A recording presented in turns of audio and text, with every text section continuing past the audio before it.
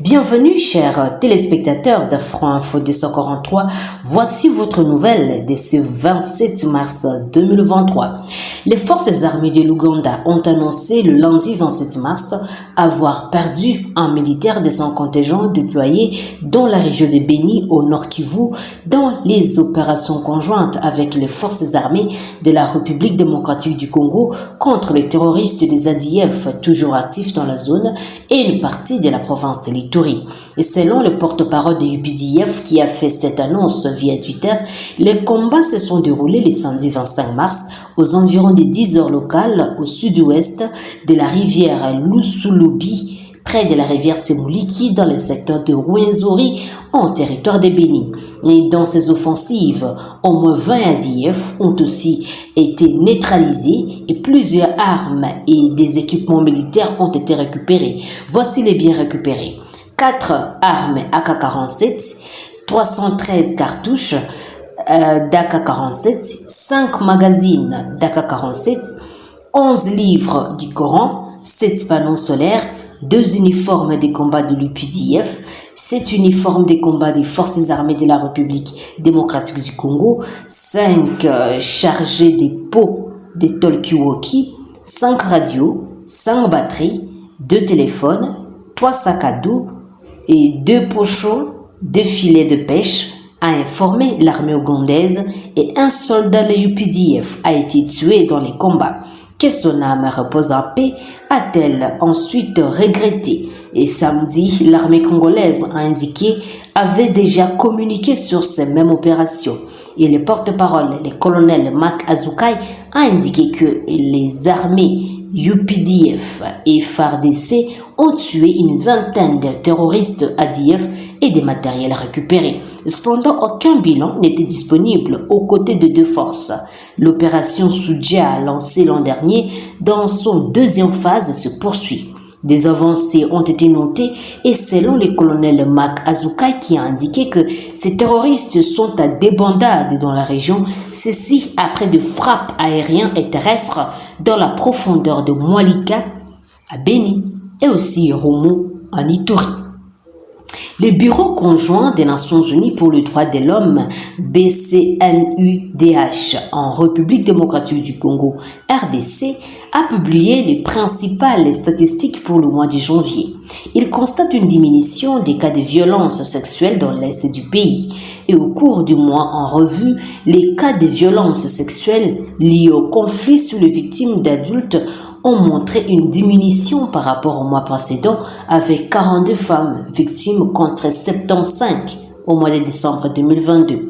26 de ces victimes étaient attribuées à des membres du groupe armé, notamment les ADF 18, les factions Natura 4, différents groupes Mai Mai 3 victimes et la Codeco 1 victime. Les agents de l'État ont quant à eux commis 16 cas de violence sexuelle attribuables à des militaires FARDC 15 et des agents de la police nationale congolaise 1 victime.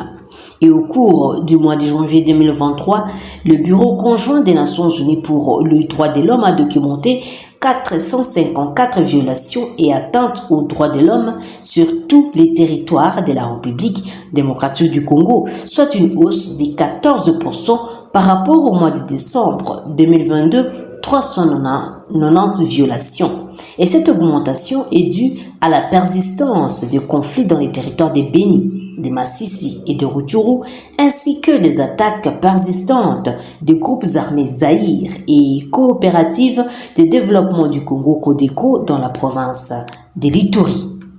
Autre chose, toujours dans cette édition, au moins 17 civils ont été tués par des miliciens de la coopérative pour le développement du Congo Codeco dans les territoires de Djougou en province de l'Ituri le week-end dernier.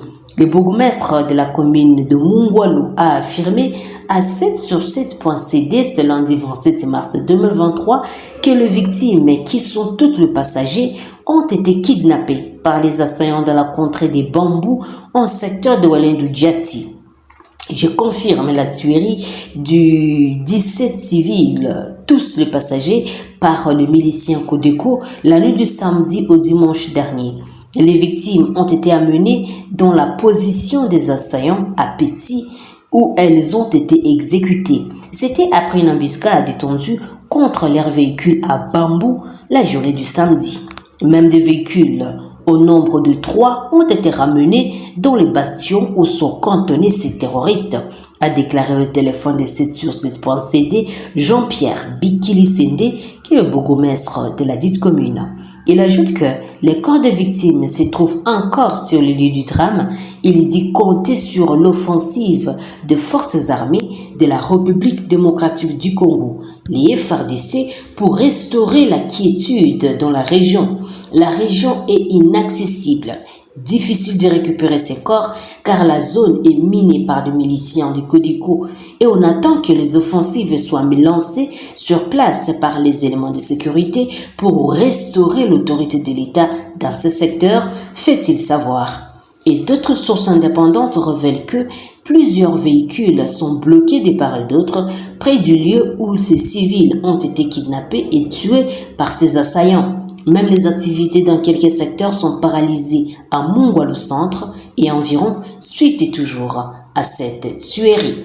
Chers téléspectateurs d'Afro Info 243, merci à vous de nous avoir suivis jusqu'à la fin.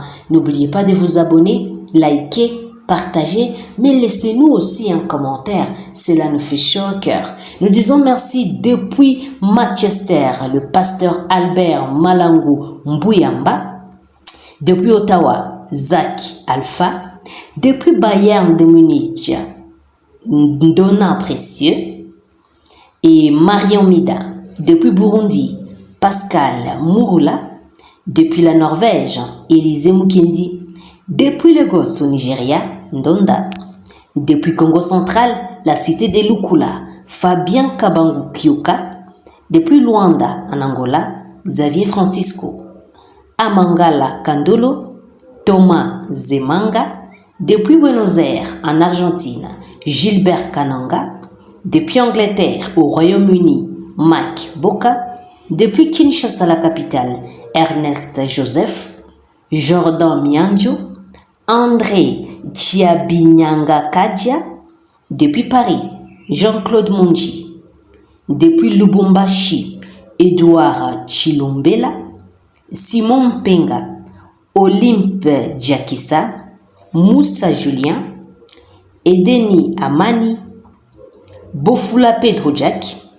Depuis Congo central, Monique Massamba, Exosevita, Ashley Safarito, Christian Kamale, Jérémy Samba, JR, un grenier pour tous, Gilbert Lungele, Samuel Loubaki, Dadi Moukoko, Nicole Kassongo, depuis la France, Jean-Michel Dupenchenk, Toairoi Abimanakato, Jem Moulumba, Zara Ondongala, Mole Isamba, Aigle King Vove, Damien Moulemba, Guillaume Gipato, Raymond Panzou et Kavira Albertine. Vous êtes très nombreux à nous écrire dans les commentaires.